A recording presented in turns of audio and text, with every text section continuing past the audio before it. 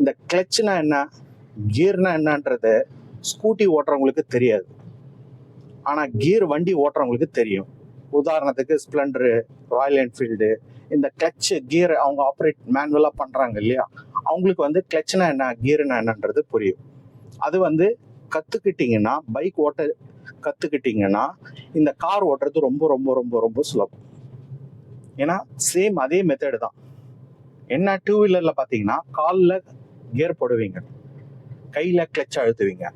இப்போ இந்த காரில் பார்த்தீங்கன்னா காலில் கிளச் அழுத்துறீங்க, கையில் கியர் போடுறீங்க. சேம் அதே லெஃப்ட் சைடு.